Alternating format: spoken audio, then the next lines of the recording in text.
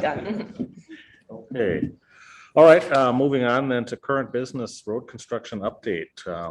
Who would like to start on that?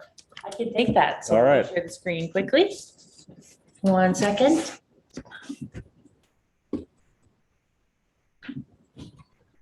Get this in if you can. All right. So just a brief update for everyone today. As you all know, the bridge and the 4161 intersection are now open. Those opened about a week and a half ago now. So thank you all so much for your patience as we completed the work, and we're really excited to have those reopened. We are currently in stage 4, which includes the closure of Highway 41 between Highway 61 and the First Street intersection. And as you can see from the dotted red lines, we do have no parking currently on Walnut, Pine, and on First Street. Per our last meeting, we were talking through our team continuing to monitor similar to stage 3 to see if we can adjust some of the no parking, which we'll talk about a little bit later. And as I mentioned, the 4161 intersection is open as well as the River Bridge. And currently, the 4161 intersection is stop signs as they kind of finish up the signal system that will probably come online later this fall. And this will be closed until the fall. Quick update on sheet piling. Over the last month, the engineers have continued meeting with the contractor to determine the best path forward. And I think we have a good plan in place, and we'll be resuming piling later this summer, which is exciting news. Mid-August is the date that I heard. So To resume that, or? Yeah. You say fall, September, October, November? I believe it's Estimate? October, late October, It just sheet end of piling construction. Like she meant. or you construction. Said fall on Mhm. your first report, like Yep. the lights and various things. What is fall? I understand End weather of construction. issues, but A lot of it comes down to like soils and how long production will take on some things. We don't really know until we get there kind of thing, but we do have dates in our contract, but at the same time, there's been a lot of changes, a lot of like things to work around. It's kind of hard to like put a real date on it. That's why we're being a little bit more general. I don't want to, Piling or all Yeah. construction. most of it, because I get that question. So what's best case scenario and what's worst case if we get a rainy stretch? I mean, I think, realistically, I think we're doing really well on things underground, certainly. And then like kind of south of 4th, I think the box culvert is going to take some time just to get that in. We will get that in. The sheet piling on the outskirts is kind of one of those things. The goal is to get 41 open as soon as we can, and then just kind of evaluate where we are in the year. Depending on how late in the year we can work, we will work. If we get things done sooner, that's amazing. We're going to have to prioritize just 41 first, and then all eyes are just on getting 41 open right now. I don't when do really, you anticipate any, I really don't know. because I've under promised when people ask me and you guys have over provided the 4160. Yeah. How this is, because I said it'd be way later. And I know, and this is open. like as you probably saw right out front of your building too, right? Like the roadway is like was together, but like there was still a lot of stuff happening for a few more weeks, and that was just like a small portion of the project. So it's really hard to like put all of those pieces together. We have schedules that show, October-ish, but if we have an opportunity to finish things even out to those parking lots after 41 is open again, we might take advantage of that. Everything depends on the weather for the year. We've had a relatively dry year, but Farmers Almanac typically tells us that the amount of rain that we receive in a year typically doesn't fluctuate that much. What it comes down to is when that rain occurs. We don't want to be doing dirt work late in the year because the final product always suffers. So it's all of that stuff that kind of comes into the discussion. I've been saying December 1st. December 1st. I'm telling people, because Yeah, again, I but- would rather under promise. Yeah, I hear you. So I just been, so people don't get their hopes up. Mhm. I I think just that- don't expect free flow till December 1st. Well, yeah, and I think as far as 41 reopening, the goal has always been like November. Yeah, for sure. By November is 41. Yep. Um, Everything else might, you have to shuffle a little bit. Yep. The hard part, the box is always going to be a challenge. We'll see how that goes. That's for the pedestrian bike. Correct. Yeah. Yes. Does that help? Yeah, a little bit. I just have answers You're for like, questions so what? before. You're like, so when? No, that's fine. As I said, I just tell people. Yeah. So they don't. Yep. I guess the underpass being the question mark is way better than finding bottles on 41 that have to be. That's actually, yeah, all the Right. cultural resource stuff has been going okay. We have had a few other additional findings, but not anything that really like puts like the brakes on much. So that's good. The other thing was contaminated materials. There's a bunch of contaminants that we have found and we've been addressing, and it's more than we initially thought. So that's taken some additional time too. And nobody really knows that until you start digging holes. That's excavation on 41, that the contaminant. I'm surprised that it wasn't unearthed on previous. We are going a lot deeper than those previous ones too. We're replacing water main and sanitary, and those are typically a lot deeper. Moving to parking. So currently, there's no parking on Walnut, Pine, or First Street. And per our last meeting, we were talking through evaluating, which we have been monitoring. Fortunately, the holiday week kind of threw off the normal traffic pattern that we were kind of anticipating. We did meet on Monday to talk through what we've seen so far. We also have a plan to meet next Monday to discuss after one full normal week of traffic patterns, and then we'll be getting back to you all after that meeting with any potential changes. And is the idea to kind of reevaluate like we did last time about Absolutely. opening up Yep, Walnut and yep. Pine? Okay. And we've been making a lot of changes, not just for things that you can see, but things electronically too. We've been working a lot with trucks. That's been kind of our biggest challenge is, we want to show downtown open, but not just for the public, but for trucks. But, current technology, Google Maps, if you will, does not differentiate between cars and trucks.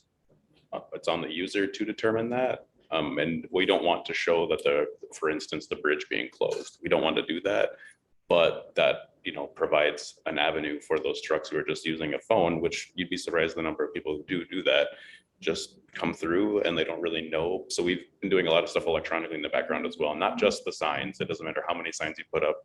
Only certain folks read those, but that's part of our challenge. I would say the loss of parking through there is probably the thing that's generating the most heat on social media. Sure. And so I think if there's anything that can be done there, that's evidence of listening, if nothing else. So, Yeah, and you can acknowledge too that, we're not closing parking on side streets anymore. Obviously First being the one that's a little bit tentative, but like when we're using Fifth and Second, for instance, we're not closing parking on those. We don't really see that as much of an issue, especially with 61 open. So we're trying to do things proactively, but totally agree. I mean, I think one thing anecdotally that we've seen, and obviously you can't use 4th of July week as an example, because there's just not normal traffic. But the thing that's been really interesting this week, my perception, and it may not be right, but I come and go from my car a lot, and I think the traffic is less in downtown now than it was before the bridge opened. It's I would agree. I've seen the same thing. yeah, Yeah, it's bizarre, but that's actually when Mel, this is actually what we were I talking know, about I'm giving you a hard business. time. Yeah. But we were talking about, Ryan had a real legitimate concern when we opened up the bridge about what was it gonna do to residential streets down there, and it's been nothing. So I suspect, when we meet and talk about it, I suspect that we're gonna see the ability to be able to open up some of that parking because it just hasn't been an issue. And then, we've talked about it that like for this weekend, for Fire and Ice, that we pull those cones so that people can park in the downtown area, during, because we have a lot of people coming down for that. But I suspect you're going to see that a lot of that gets pulled just because there's not the influx that we sort of were concerned about. And,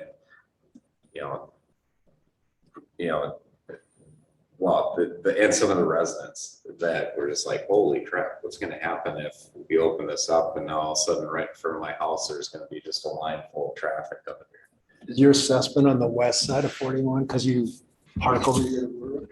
Well, Because I see a spike on the On the east side? by the Moravian, and it's typically, this is a guesstimate, 4 to 5:30. Like I saw a stream going on Walnut, going north as far as I could see. Oh, Down to Clearside was Nope. solid bumper to bumper, and I have not seen that oh, okay, that's. through the that- course of the project. Okay, oh, that's, yeah, because this side, Yeah, that's what I mean. yeah, 'cause this you- side is yeah. like that. Yeah, the only time I see it on Walnut like that is just that, like Just rush hour. you said, just Like the that rush hour. Yep. And then the courthouse lets out at 4:30. Yeah. Their workers, and so I see in the afternoon, Yep. it's like gridlock around there, and Yeah. Moravian all the way up to Nicolay and down as far as I can see. Yeah. I'm glad to hear that we're gonna open that parking for fire and ice, because I think those events are such a big draw for the businesses, and to make it easy to park, shop, and then move back and forth, especially without River City Days down here this year. I think that's a plus. Brandy, I know you hopped on kind of in the middle of the parking update. Anything you want us to recap or any No. questions? Okay. Appreciate that. Yeah, sorry for jumping on late. I agree. It does feel like traffic's been lighter, which is probably a great thing for residents and not so much of a great thing for businesses.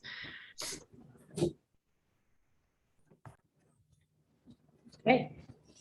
Other question is, what's the timeline on getting the signaling on 61 lit up?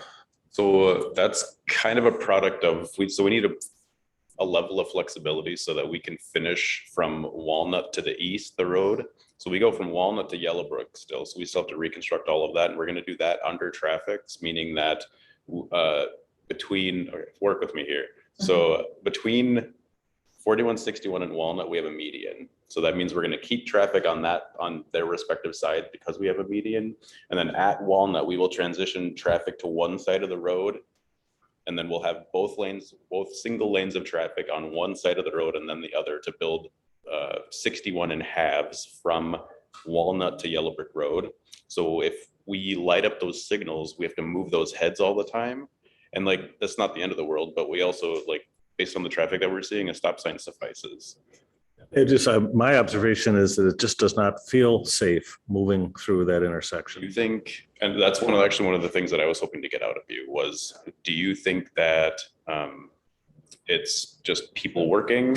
Is it just drums? Is it just too much space? I think it's sight lines. Do you feel like it's? Yeah, sight well, lines are really dicey, I feel like, through there. I feel like people that are stopped at any of the stop signs don't necessarily recognize there are people stopped at the other stop signs. And they're just, the whole taking turns thing is, This Walnut 61 intersection. yeah. The worst lines. It's a lot. Yeah. There's a Yeah, lot. because you can't tell who's there, because I go through that a lot.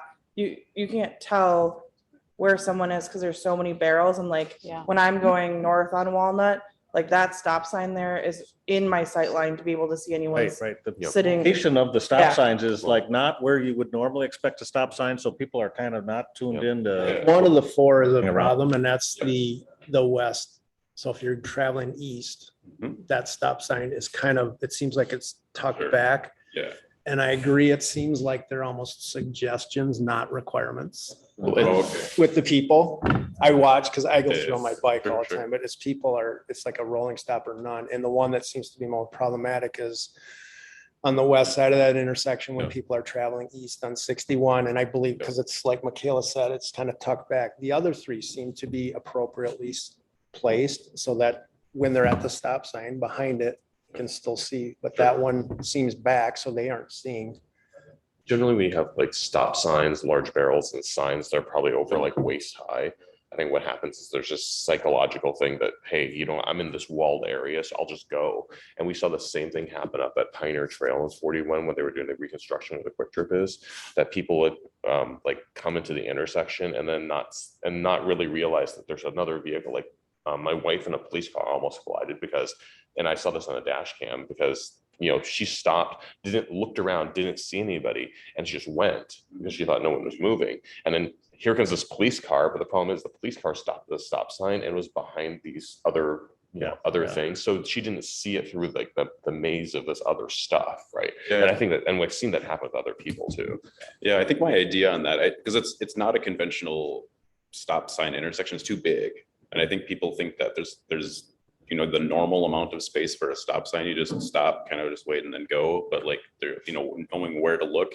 And I think, like you said, sightlines is a thing. So if we maybe pull back some of those drums, but then add like some temporary striping around to still allow us to have the flexibility for moving traffic around. But I think that's an option, just to kind of deflate, and that would allow those stop signs to become more prominent. That's an idea. Put up a all-way stop, you know, Mhm. sign, so people know that there's stuff on either side. So, Some of those have that, but yeah. So, No matter how you sign someone, just the motorist accountability. Yeah, It's a busy congestion. They should be more attentive. but that's par for the Yep. course for what we do, but at the same time, if there's improvements that can be made, we should. Any other observations on the parking? So the question, so we're planning on pulling back some of the barriers to allow people to park on both Pine and Walnut during Rivers or Fire and Ice. Just Pine. Just Pine, so just Pine Street and Fire and Ice. So then after Fire and Ice, the barriers go back up or they stay down? Well, that gets to the meeting that's gonna happen on Monday. Okay. They'll go back up on Monday. Yeah. But then someone might come back down by Tuesday. Okay. So Yeah. there's gonna be that day lag before we actually make a final decision. on Okay. that. Yeah, the reason why I asked is because there's just sort of the, you know, like the mindset of like, if people come down for Fire and Ice and said, oh, great, you know, we can park down here. Oh, that's really cool. We can park and use the stuff. And then there's like, you know, like weeks after that they're blocked again, then they'll think, oh, great, it was just for that one event, you know, because I guess that if they think it's open because they came down for Fire and Ice, the expectation is they'll be open. So that's a good thing for the businesses because they'll, you know, allow more traffic to come Yeah, I through was because they'll gonna kind say, of that feel might like actually it's, be a really good thing. Yeah. To get people psychologically thinking about that. Right. And, you know, it gets them thinking about coming back downtown again. yeah, because But it'll be a quick turnaround between what we do for Fire and Ice and what we do for sort of that permanent parking adjustments and Yep. stuff. But I mean, I think especially, it's good to hear about the Walnut Street because I mean, it used to be that I took Walnut Street all the time because you had to go across over there. But now with this being open, you stick to the east or west side. I suspect on Pine Street that we're gonna see a lot of it open. Walnut Street, it sounds like that would be, you know, sort of looking at different areas and stuff, but I mean, the way this is going over here, I wouldn't be surprised if we go back to what we had prior to the bridge being closed. Yeah, and keep in mind, this is a holding pattern until fall.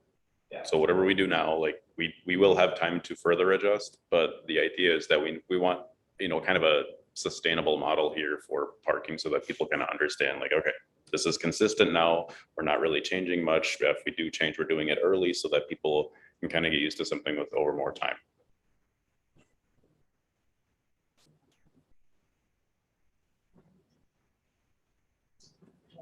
Item here, truck traffic. So some of you might have noticed that there have been some semis or larger trucks coming through the bridge onto First Street. And kind of through what Bob was saying with Google Maps showing things closed, but then not really distinguishing between trucks, it caused some confusion. So we've been working with 511, which is kind of like Google Maps for MnDOT, to get that updated to show no truck traffic. And we've been adjusting signage and working with local patrol and state patrol to help make sure that those heavier trucks over a 5-ton axle weight are not coming through the downtown area, because that was always our intent, that we were not going to allow that. It's just safer, just space requirements.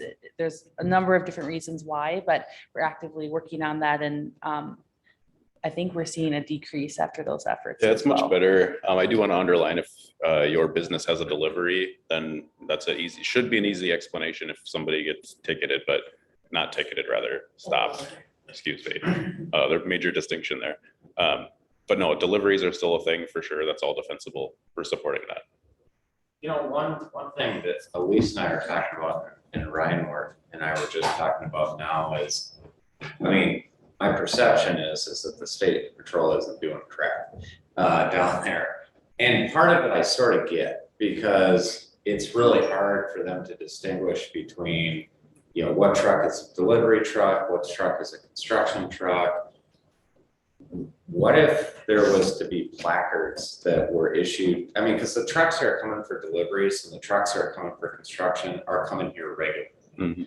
And what if there was a distinction to be made where you could actually issue a placard to the trucks that we know are coming in on a regular basis down here, so that when they get to whatever state patrol checkpoint there is, if they don't have a placard, they need to provide an explanation or they are turned around? Because I mean, part of me gets a little pissed off that we're paying these guys to do stuff and they're not, but I also get it. I mean, I get that it's hard to distinguish between all these trucks that might want to come through, so I don't know if that's a potential. I mean, you probably understand this better than Well, anybody. and they have done that. Yeah, They have a placard in the driver's side window. but that's just for construction. Oh, Right? I'm sorry.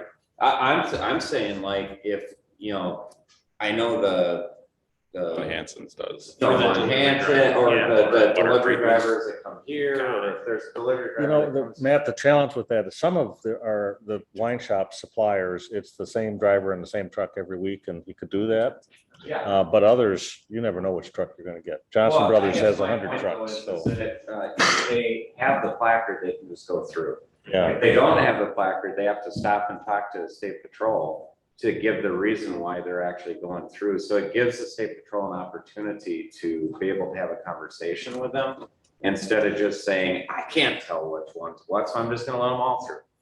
So I hear you very much. We have, like Greg said, we have been doing that for our trucks. What we ran into was that the asphalt plant would send their trucks through here too. And it's like, well, you can't do that, guys. So even differentiating between the dump trucks that look the same, they're all, you know, OTR truckers. They have their own trucks. They do contract work for contractors all over the place. Yeah. So we're doing that for that. State Patrol's challenge has been, there's typically one guy down there, but if you get two trucks, you can only pull one over. And then what do you do with the other one? You know, they are, you know, working to try Tell the to. lane that they have to go into that they have to go through. Sure, yeah. This is the way station to get into downtown Chaska. Exactly, yeah. Yeah. Is the state patrol contract, is that still happening? So that's Tomorrow, but if we notice that we absolutely need it and it's a defensible reason, then we can go down that route, but that's gonna take some time. It's purely state patrol. There's no county involvement because it's a state highway. Is that so there's no Scott County. Yeah, the county is a different administrative animal, but it's an option. They're out there for, say, the Renaissance. Yep. It's always county patrol. Yep. We have resources. We'll just keep an eye on it. Like I said, this week has been a lot better, especially mostly like with the 511 updates, kind of trying to make that differentiation. We've seen an improvement. We'll just keep an eye on it. Gotta get there again is another hot topic on social media too. Oh my gosh, people get mean. Holy cow. Which topic? Oh, the Truck trucks. traffic, okay. Yeah.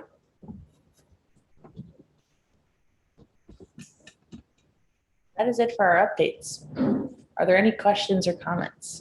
Nicole, I have a question. I know you all went over kind of general already. Greg and I have been chatting. It sounds like looks like sidewalks are close for certain sections of downtown. Do we have specific updates on when those will be poured? I think that's a case by case. Generally, we're working between first and second right now. Okay. Second and third is coming up real quick. And then we'll do kind of like the bigger portions of sidewalk and then maybe not necessarily entries into businesses. That the entries into businesses will be something that we coordinate specifically. So say more about that though. If you're pouring the larger part of the sidewalk, people can't get to the entry anyway. So why not do it all at once? Yep, I think that's all case by case. We're looking at that. Okay. Okay.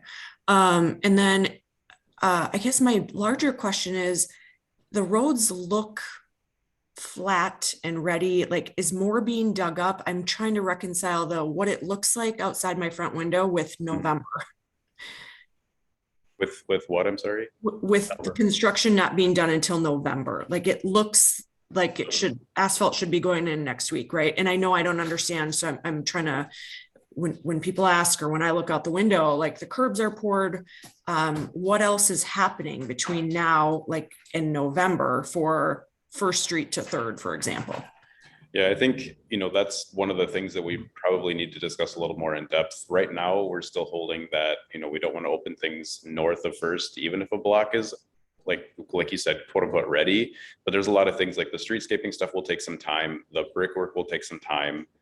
There are still other things happening. I know my contractor is extremely concerned about opening the roadway, even a section of a roadway until they're like completely done. But that's certainly a discussion that we're gonna have to think about is, if we have something, a block, for instance, that's, more or less completely done, what do we do?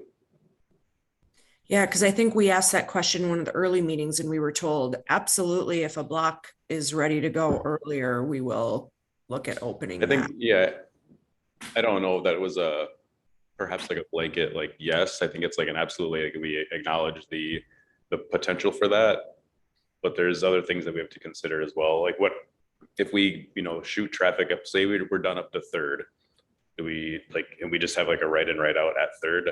I don't know that we haven't really thought about that yet. Well, possible, potentially, but I'm not sure. Okay, so our city council members, I think this is a great place for you to weigh in from a business perspective. I understand there might not be feedback today, but getting traffic in front of our businesses will be huge. So I just ask that the sooner we know that, or the sooner there's opportunity there, that we start thinking about that if things are getting close. And maybe, what we see is still 2 months out from even possible completion, but having an idea of what that looks like, and if it's truly going to be November, or if things have an opportunity to open sooner, would be great. I know that the businesses are really feeling it. This last 3 or 4 weeks has been the worst month we've ever had. I know Brandy can probably speak to that much better, but I ate my way through downtown Chaska on Saturday night, which was pretty awesome. And there was no one here. I mean, nobody. There was nobody in Size. There was nobody at La Hermosa. There was nobody at Tommy's. And I really did eat my way through downtown Chaska. And that's not what I expected. I mean, I expected not the normal busting out of the seams like we typically see, but it was a Saturday night. It was beautiful out. There was nobody walking down here. There was nobody here. And it was. Do you think that was So- due to the holiday?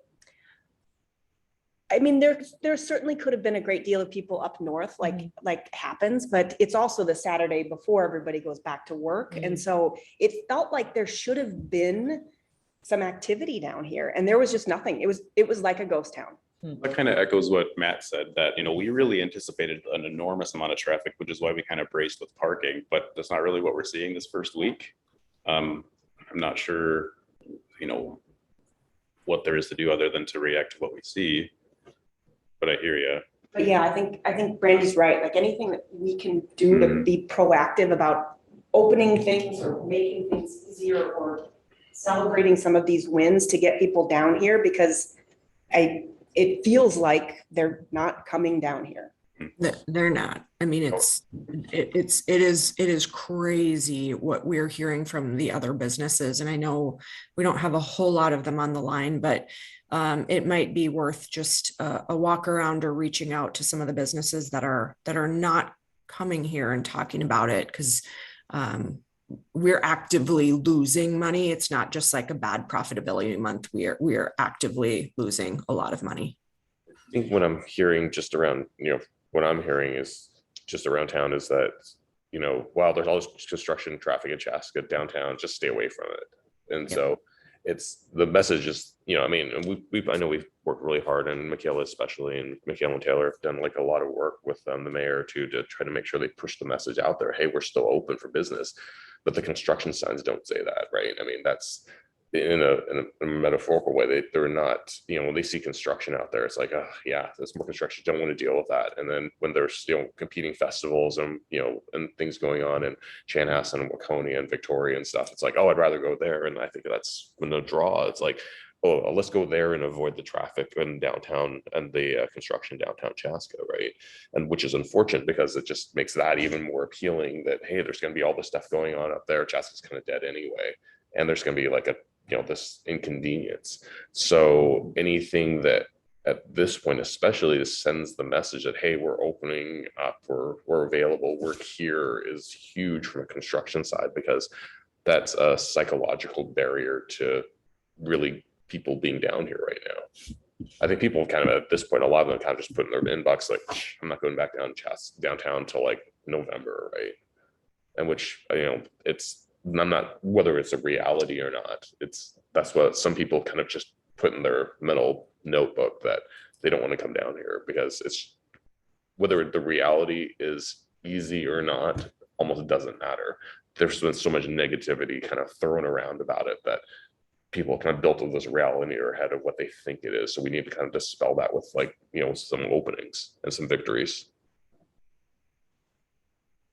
3 reports I've heard, and they're kind of good, bad, ugly, is the La Hermosa talked to me and they said that it's slow. Their concern is not just now, but are they going to make it through the winter to next summer? Because they usually make their money in the summer and survive in the winter off of what they bankrolled in the summer.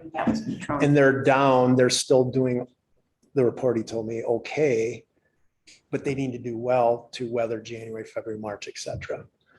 Chasers told me, Charlie over there, that they've been really humbled and gratified at the loyalty of their customers, have been inconvenienced and coming down and maybe even buying more. And then Lisa at Body Expressions said that the report she's hearing is people like, oh, it's actually not that bad to come down here. Parking's not what I thought, or it's easier to get in and out. And, she's had ups and downs, but for the most part has had good, strong traffic. Wine shop had a real tough May and June. And I would think that would probably be the worst because it was Yeah. on an island. Yeah. I mean, if you Right. looked at the way the construction, that would probably be the least desirable business location in the entire downtown. Not to say all of them have been impacted and inconvenienced, but that was literally like an island. And you had to be very creative and persistent to navigate to get into their door. And you can see that with the naked eye. But those are reports that just on the street I've heard. Yeah, generally, we've been hearing the same thing, that it's either really bad, okay, or really fine. And I think that, I don't know, obviously, it's certainly a discussion that we should have about like what to do to kind of facilitate and invite folks in, even if, like Brandy said, like if those sections are available. I think that's a possibility. We just haven't really put much thought into that. Like, what if we do that, then what else happens? Like those kinds of considerations need to be had soon. What are the rules like around signage? Like, for instance, when you're on 169, there's like 18 signs, and some of them make it seem like you can't go downtown, and then some are like no trucks. Like if there were just less, like if we were just like no trucks, and then made it seem like it's completely open otherwise, because people will they'll get there and be like, oh yeah, I just have to go around. I don't know if that's like deceitful or bad, but they'll at least like go. Because I even had, this is bad, I was pulled over in Jordan for a little bit of speeding on accident. I know. And It's always on accident. it was really an accident because I was kind of lost at where I was because they have a lot of construction. It was on a road that was weirdly 30. Anyways, that's a whole other thing. But the officer was like, I was like, I'm just trying to get back to Chaska because I was coming from New Prague and I was like very lost in Jordan for a second. And I was like, I'm just trying to get back to Chaska. And he's like, well, the bridge isn't open. And I was like, no, it is open. And he's like, oh. And that was like kind of right after it was opened. But I just think that some of the signage is confusing. Like if there was less and it was just more truck focused, is that allowed or is there rules? There are rules. Okay. However, I think like what you're hearing is exactly our kind of like, rock and a hard place of we want to invite people, but we don't want trucks. I think that is the fundamental hardest thing for us right now. Adding more signs to diminish the amount of trucks. That's good from a truck perspective, but bad from a public perspective. And I don't know that there's a silver bullet solution to both. I think like, Mike had said in the past that, it's finding that right balance and seeing what we're seeing. I think also, taking some time for people to kind of change that idea that the bridge is actually open. If the police officer pulling over thinks that the bridge is closed, well, he's evident he not alone in that, Yeah. right? There's other people who are going to think the same thing. Do we feel like a lot of the truck traffic is coming from 169, or do you think there's any coming from the north? So some from the north, but we have 61, and 61 is a truck corridor. What we're more concerned about is come late August, September, when we start getting, grain haulers, what are they all gonna do? Because they're not like your typical truckers, they're not, on. Truck once a year. Exactly. Yeah. That's going to be the challenge. But again, like if we have this kind of holding pattern, then those guys who are going to be maybe coming through here kind of understand that a little bit more. We don't know, but we're kind of bracing for that too. Like I don't want to have 20 trucks come, mid-September. Like if possible, sure, but I want to mitigate that now. But that's the challenge. I mean, Matt suggested like having some sort of, station for checking trucks. I mean, is that even a possible reality? I mean, Station. yeah, there's some sort of check. Way station. Like a way station, right? I mean, because of like, for example, let's say hypothetically, we say, we'll open Second Street because we have the construction done on that block between First and Second, right? But Second Street's got a ton of pavers, right? No. A bunch of heavy trucks are gonna just destroy those pavers, right? And so even like one or two trucks would do a huge amount of damage, right? Because they're not designed for that. Yep. So, for us, we can't, to open that and then to risk like, millions of dollars of damage of our city money, going back into the Second Street Those repairs are would be. immediate considerations Absolutely. of if we do like the first one that might even be potentially possible is Fourth. And if you can, I don't know, even again, no matter how many signs you put up, people, one, don't read them. Two, what State Patrol is telling us is that many of these guys who are driving truck can't read. So regardless of what sign we put up, it doesn't matter anyway. So that's another I challenge was as thinking well. less signs, more, or Understood. no truck signs, but less There you go. other signs. There's too much noise, basically, yeah. Like if they it looks open besides to truck people. Mhm. Cause I think you go like literally when I'm going either way on 169, I'm like, wait, is it open? Like, I know it's open, but I'm like, it's not open. It's open. Oh, it's just not open to trucks. I think I can go. And then I'm like, well, I can just go to. I'll just go this way instead. Last month about Big Woods Boulevard, because it feels the same way. There's a lot of. Yeah, 61 similar. And Yeah. it feels a little intimidating, like, am I gonna get stuck down here and not be able to go anywhere? And I think that's probably. Yeah. I don't think So that's where I mean, like less signs. Because, something, they said something like only like 10 to 20% of signs actually get read as Absolutely. going on the street, right? So, which we know, but the problem is when you have like, like let's say 10 signs on an approach to something, then it just creates more noise rather than saying there's one sign and it's important that they'll see. On our mind. Right? Yep. I mean, Yep. There are two different, completely opposite schools of thought, more and less. And there's the right solution somewhere for this specific project under these circumstances in this specific case of 169 and 41. And that location is a lot different than Hickory and 61. What we do there is completely different. And I think like I'm certainly open to ideas, but like we're working with MnDOT, kind of just people who do traffic control, that's what they do. But we're also kind of having to temper that for Chaska. Like, oh, yeah, I understand you want to do that like you did on 35W, but 61 is not 35W, so we don't need to do that. We're doing that all the time. That's a real time thing that we do. I think it'll be tough to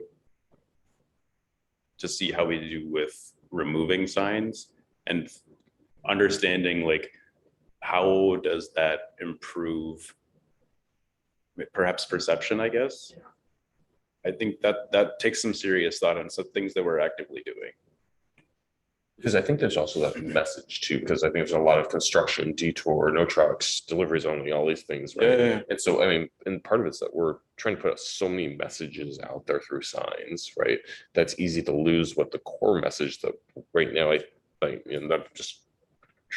that we kind of have around the table, which is no trucks except for deliveries. That's the only message. Everybody else go through.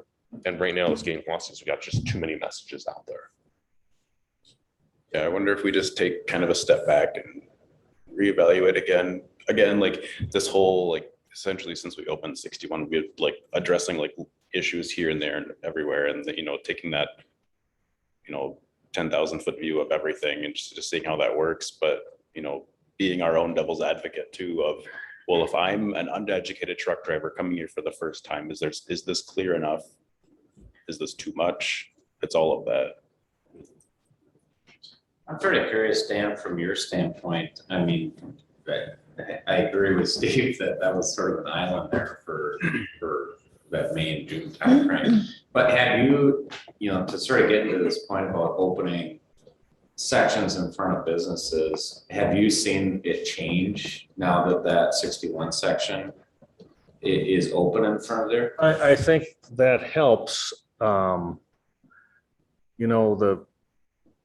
The big issue, I think, is just, when I've talked to friends of mine, regular customers for a long time that have said, oh, it's just too much. I just can't go there. It's an ocean of cones. You have to navigate around, and it's just too hard. And so they don't go. And part of it, it's a visual perception thing. Somebody suggested to me yesterday, if they just pave your lot, you'd look open.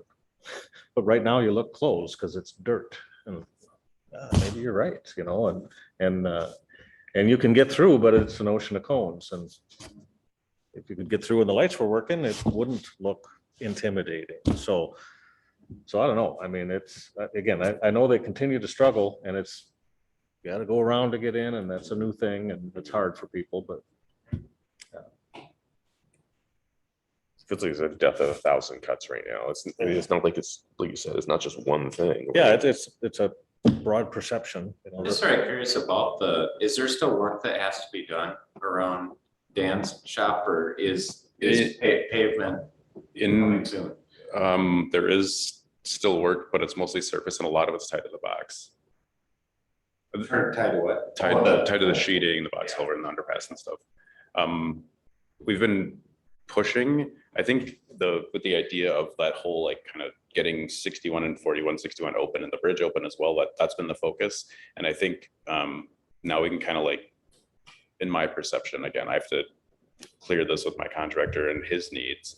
I don't want to hamstring production to kind of cause additional scheduling issues in the future, or have to come back and do more. I don't want to have to do that. That feels like it would be worse. But I think, most of our work up there is finishing. Maybe we can limit some of just the amount, do we need lane closures on both sides? But how do we facilitate one lane? I think I like the idea of temporary tape and to remove some of that. We can move tape around fine. So that's here's my perception, and maybe I'm just a bad driver, but when I was going, and I know I did something wrong because my wife yelled at me when I did it, but I was coming north on Walnut, and then I took a left on 61. Then when I was coming up on 41, I'm like, wow, do I go in these cones as a turn lane? Because there's sort of a gap between the cones. Yeah. Is there something wrong with just letting people just figure it out? In our experience, yes. Yeah, I mean, I can see, obviously, you want to keep that left-hand turn closed off. Mm-hmm. But does it really matter for everything else that's to the north of that left-hand turn? I think the problem, not necessarily problem, the potential problem is that if it's too wide, then you can have two people side by side, don't know where everybody's going. Then you have these well, that's what I did. So you can't. It's a good answer. I think what I'm hearing is cones are too much. We have curb all over the place, but I think temporary tape lines might make more sense. Yeah, I mean, it's to me. So you have something to shoot for when you're turning. Yeah. Cones, they get removed, and it just feels chaotic. Yeah, and we until very, very recently, we needed all of those cones for the amount of work that still had to happen on 61. But I think that's a longer, more sustainable solution, at least until we can finish up 61 and open up signals and do all of that stuff. The challenge we have with signals specifically is that we need a cop to, if we need to shift things around, we would need a cop to flag that if it's an active signal. If it's in flash, then we don't. But that's a legality thing that we have to kind of deal with too. it's illegal for my contractor to flag an active signal. Was the clutter from 61 to Walnut Court taken down because of fire and ice, or it's just not needed anymore?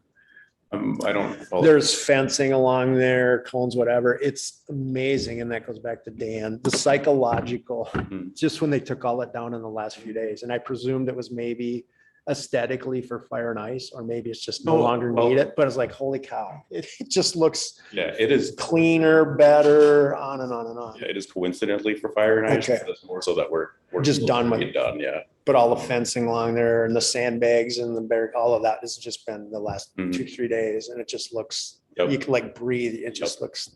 My contractor was almost vehement about just leaving the whole thing closed for longer.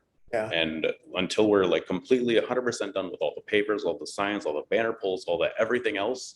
And we said, absolutely not, get the thing open to traffic, any traffic on 61 and 4161 by July 1st, full stop. We'll deal with the rest of it, but we have to get it open. But they had a completely different, no, it's way better for us to keep it closed. Well, it's not for the rest of everybody else involved. So, sorry, no. I can kind of see both sides of that, because I was surprised on July 1st. I was in there, I'm like, it was open. That was a Saturday. Yep.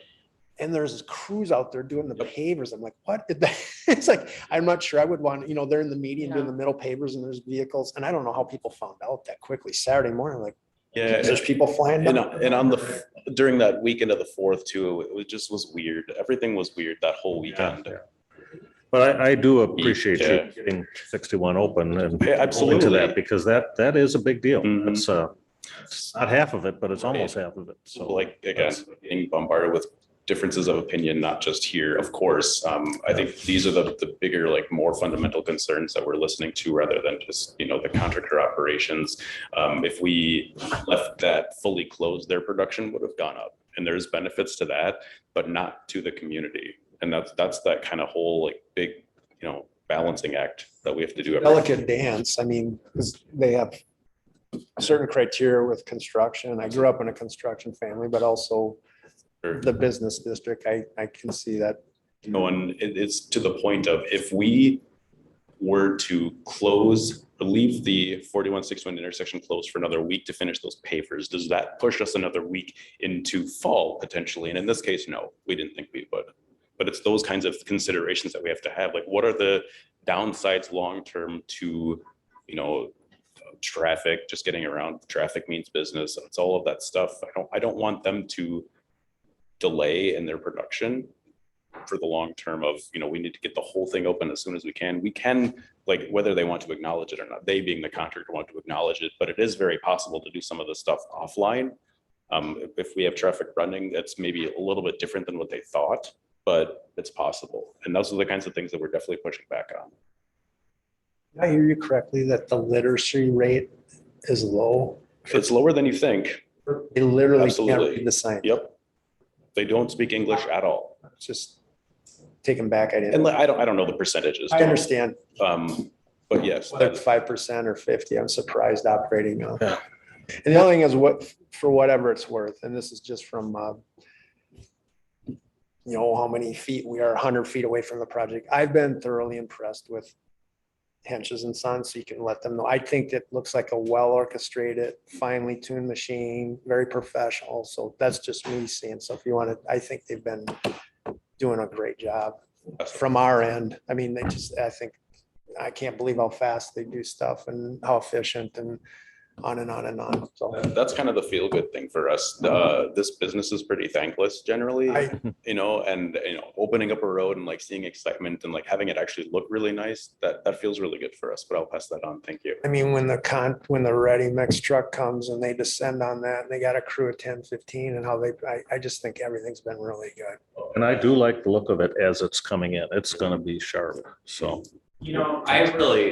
My hope for this weekend is that with everybody coming down for the festival and having that section that's open in front of Fireman's Park where everybody's gonna be looking at it. And I was gonna sort of talk to you about it is, do we do a little bit of an extra push today on social media to talk about, hey, come on down, section of the road is open, see, that all of a sudden, does that sort of break that comfort level with people just to see that section in front of the park and in front of Dan's business and stuff there? That maybe that sort of breaks a psychological barrier for people coming to the downtown now. That feels less ominous than. And that's than what I they said might about the think. fencing Yeah. and stuff, just Yeah. the psychological. Are you or Winchell introducing the bands? Windshield is, All of them? yeah. Can you tell him, just give us 60 to 90 Oh, he is seconds? planning it. But just say, hey, Yeah. we're open, please come down, he's It'll got probably be new 5 ears. minutes, so. Yeah. Tell him he gets 90 seconds. Yeah. Do we have anything at the event this weekend showing like public parking or anything like that? Any signage or a booth?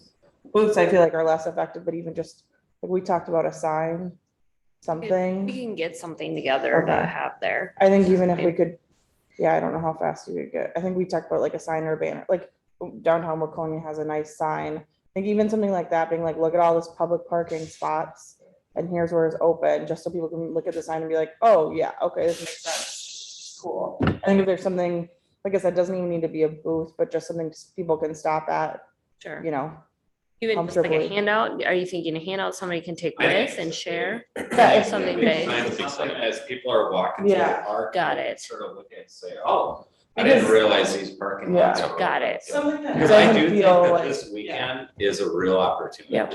So we can make something like that happen Yeah, quickly. we can- Where it's not, people aren't inhibited by having to talk to someone or grab something. Right. You know, if it's a sign, they'll walk by it, stop and look and engage with it. If they, Well, we have that exhibit. We could just put it on the plotter, just put it and then put it on board. That's what I was thinking. Yeah. Mhm.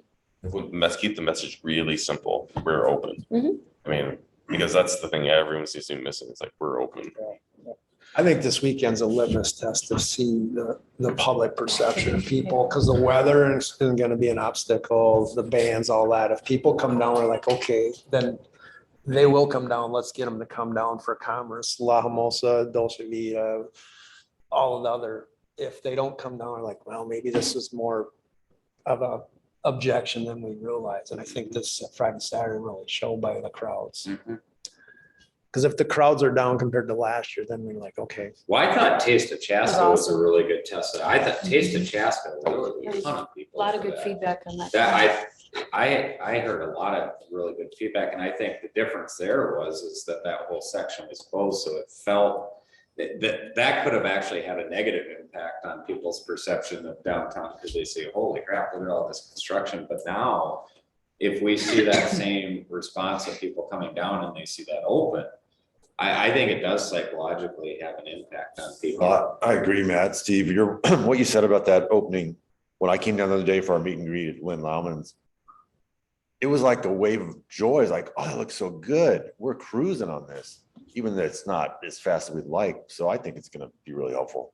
So Our clients have said they look out in the glass, they felt like they were caged or an animal or fenced in, just with the fencing and stuff, even though you're like 100 feet away from it. So the next events coming up, Rick said- so right now we've got Fire and Ice this weekend. The following weekend is River City, River City Days, but that's in Lions Park, right? Lions Park 2. And then there's the Latino Music Festival, which is like in August, right? Or is it September? September, I think right? the park in Is- the park is in The between. Bark in the Park, it's between, yeah, so that's, And Art in the Park. so I think we need to be, What's in the park? yeah, I kind of feel like we need to be really strategic in like the way that we're promoting these and kind of pushing them out there, yeah. We're sort of in the peak season of the farmer's market right now. We went down the other night. There was a pretty decent crowd of people, and they're coming every Wednesday night. So if they see the road open, and now if we take that same exhibit and just make a point of every farmer's market, have it in a visible location so that people can understand it.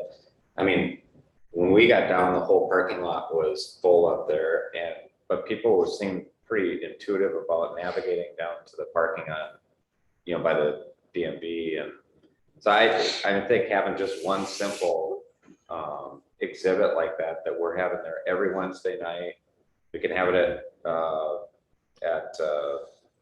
River City Days, we can have it anything as an event that we have in the park. I think it would be helpful, because I do think this first opening, especially being at the north, is gonna have a psychological impact on people. Well, we should maybe move on to the next item on our agenda. I think we've covered the road construction. City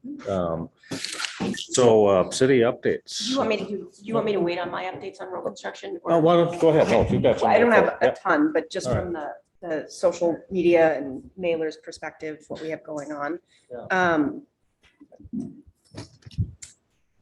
So July mailer went out. I got my mail yesterday, very thrilled.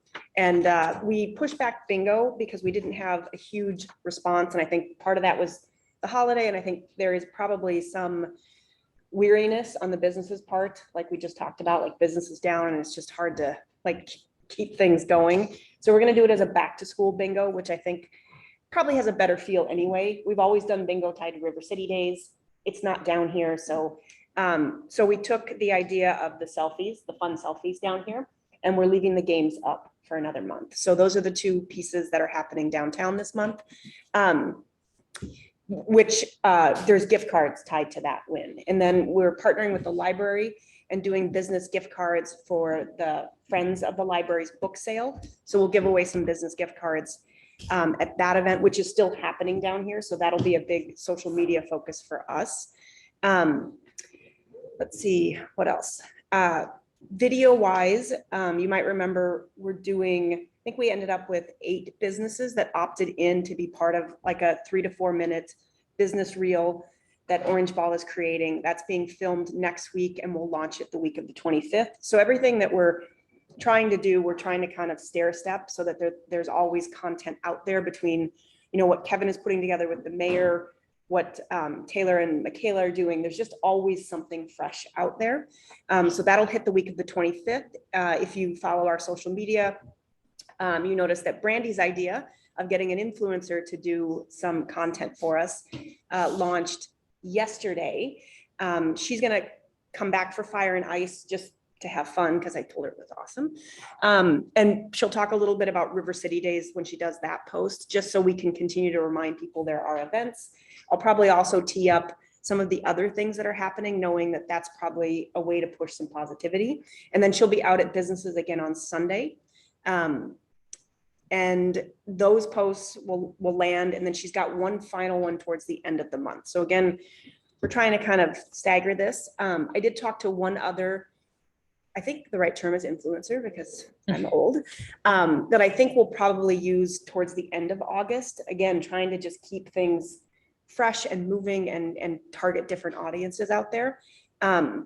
We are supporting Fire and Ice. So to Matt's point, the mayor's got some talking points from us around the fact that downtown is open, the businesses need your support, all of that. And you're right, he'll probably go on and on, which I think is fabulous. The fans won't think it's fabulous. No, but I'll be out there clapping. We talked last time about some local celebrity influencers. I talked to Dave. He is flexible. I don't know if he's flexible enough that maybe we could use him this weekend to kind of push the changes with Fire and Ice and some of that, but I'll give you his contact Well, he information. was just Dave back who? from New York a couple days ago. Yeah, And I now he doesn't work on weekends, so he might actually be available this Dave who? weekend. Twin Cities up there. so yeah, I'll share that with you. That's Steve. Oh, wait, yeah. No, Dave. Dave Dave. works as Dave, Oh, yeah. Dave Short. Oh, I have no idea who that He works is. for the Wild now. I know. He also does WCCO radio too. Well, and I liked Dave because he used to live down here.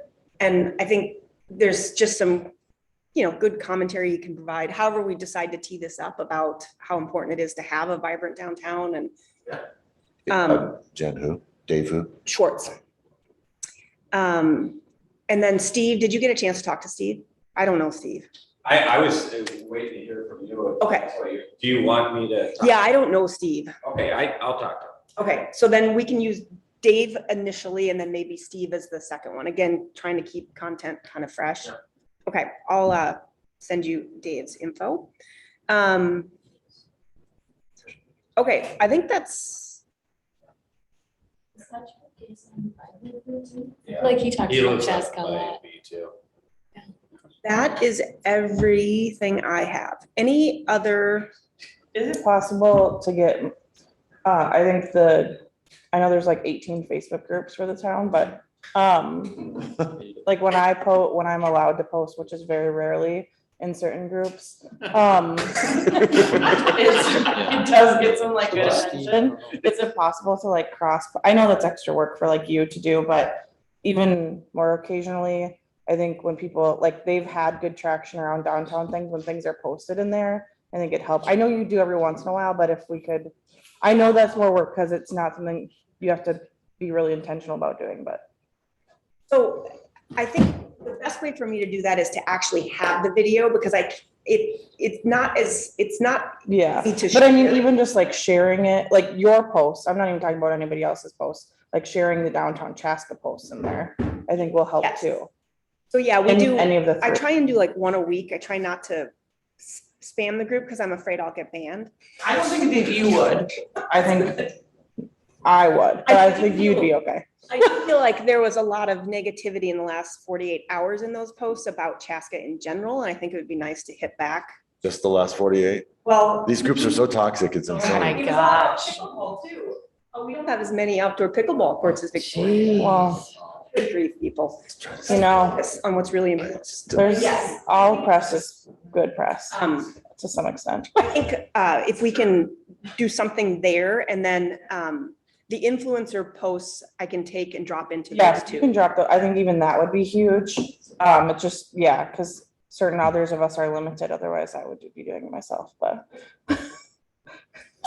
Suggestion request Yes. is when we are doing River City Days to deliberately and repetitively drive home the fact that it's at Lions Park. I've had people confuse Fireman's Park and Lions Park. They're like, how's this gonna work with River City Days over there? I said, it's not over there. It's so just to over communicate that fact, That's a good point. that it's at Lions Park and where Lions Park is and what, because people are. Signs at Fireman's Park, the reason you found a great parking space is, it's not here.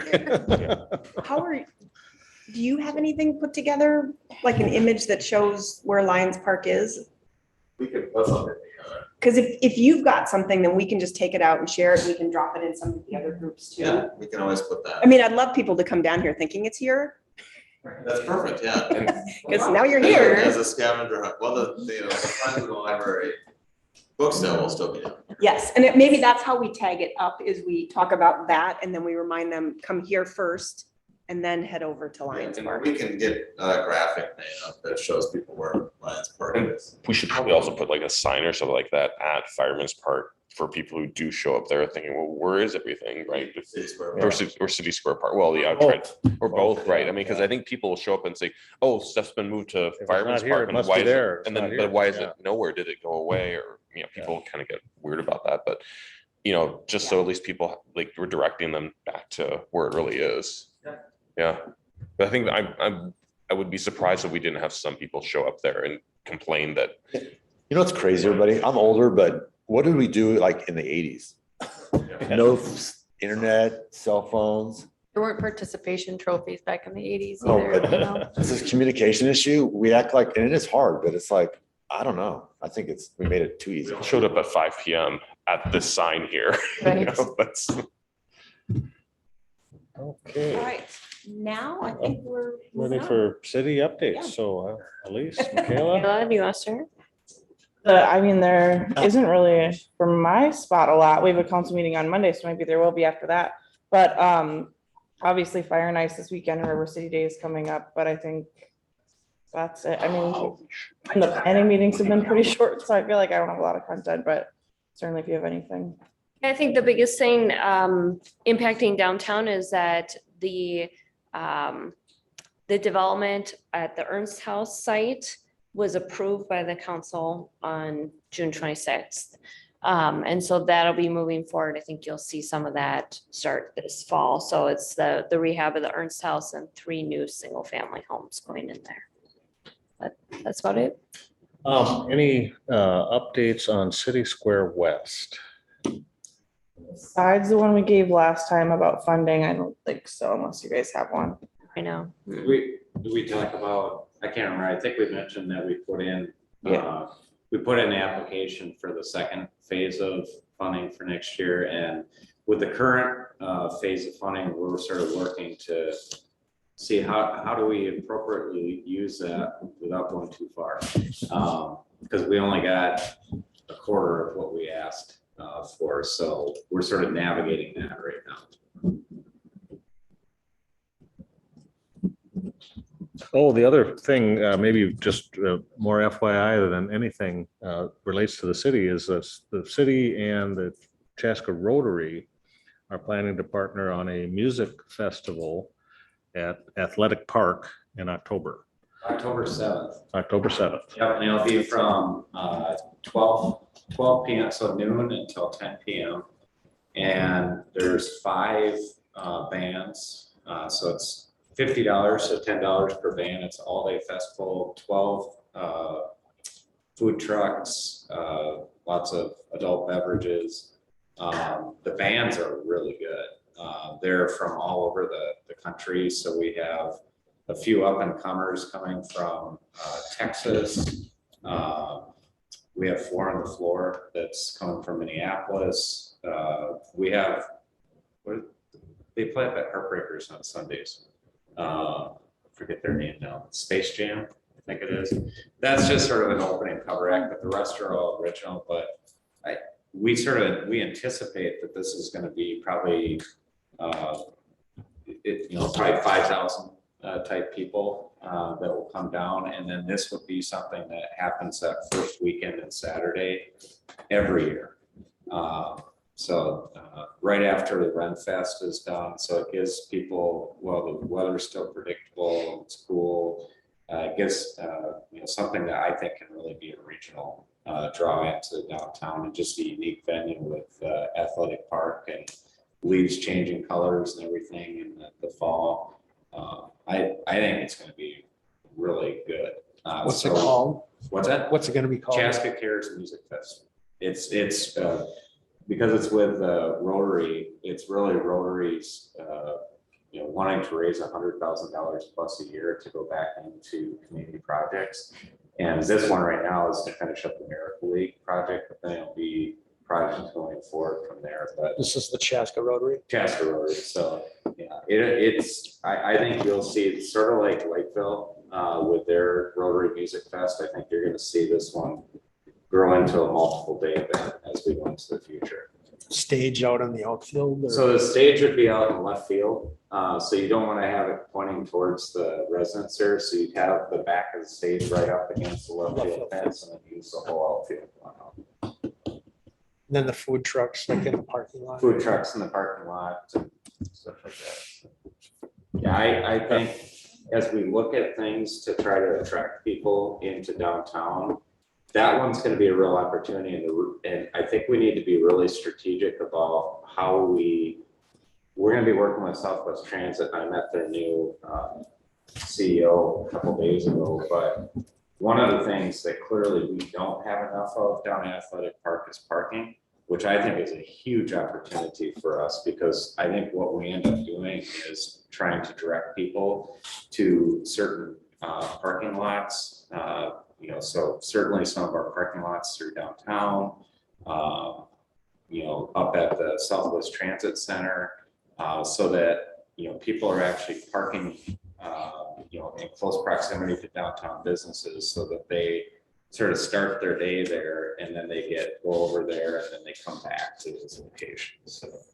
I know the year that the Fire and Ice was in October, that seemed to be a huge crowd. Remember that? And that's sort of what was used as sort of everybody when it was in October said, man, this is something to do. This is something really nice. The weather's not like beating hot. So that sort of thought behind it is that a lot of people have a real positive response to a big fall festival like that. All right. Nothing else from the city then? Okay, Darren, what's up with the chamber? I'll just try to be brief here. We have a staffing update change, as I referenced before. Alan Niebling was our membership coordinator. He's moved over to the events and marketing coordinator because Autumn Kay went to grad school. She's still our part-time seasonal farmers market for Chaska and Carver. As I mentioned, we were Lynn Lama photography for our meet and greets. We do those the second and fourth Tuesdays of every month. I know some of you have been to those. That was a lot of fun being down here.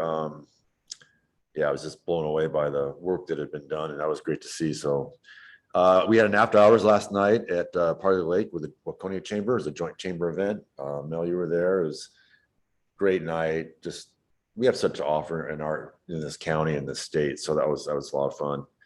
A couple things I want to mention. We have a women's biz luncheon next week at the Arboretum. There's still some slots, 4 slots for women that want to attend.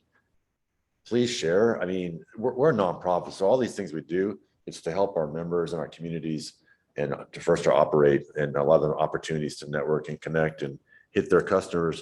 We have our annual boat cruise Thursday, August 3rd. We had the big boat this year. Some of you, like Steve, you've been on it before. If they had it, we could get upgraded to the big boat. This year, we just like, no, we're paying for it. We're going to do it. We're not trending as well as I'd like with signups. I know there's a lot going on in the summer, but we have a lot of space available. It's a great event, and you've got an hour out, hour back to talk with people and have fun. So that's August 3rd, and then finally our annual golf classic. We're doing really well with signups. In fact, we're going to sell out. That's a good thing. However, we can still use another sponsor or two. And we need some more golf foursomes, but yeah, a lot going on. I'm gonna walk around, just kind of get more of a slow digest of downtown after this, but great meeting. Thank you for everything. I'd like to say too, from the chamber standpoint, Darren and Alan have been doing an awesome job. There have been more people showing up at these meet and greets and the coffee connections than there were years ago. Over, I would say the last year or two, Darren, like 25 people are showing up now, what used to be 6 or 7. So it's really awesome to see the It's hard. involvement. Coming out of COVID, it was people just weren't doing these, and yeah, we're 25, 30. I mean, it's just packing these places. And really, really good. Yeah. Good. Okay, and I see an agenda item here for council updates, vibrant downtown. I think the Ernst House is a good. Yeah. That's heads downtown and the City West update. But otherwise I don't have any. Yeah, I forgot to mention one thing. We're at Chaska Town Course this year for our golf classic.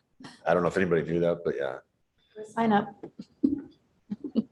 Chicken wings, they're so good. Oh, 19, they joined our chamber. All their food is amazing. I'm biased. My daughter bartends there, but yeah. Really? Oh, well, tell them they're great. I love them. Embarrassing me to be making my drinks. Small world. Well, maybe it's just a small town. All right, any new business? I think the only thing, now that we mentioned the music festival, we had kind of been thinking kind of an end of construction party. Yeah. But, I mean, it could be that We'd like to, I think we've talked before about doing something to celebrate, the road is open, maybe before it officially opens the traffic, so we're not shutting it down again, but what that date is would be dependent upon how things look. So I think just know that we've talked about it and continue to think about what it might look like. It'd be campaign bottles. fun to have a party.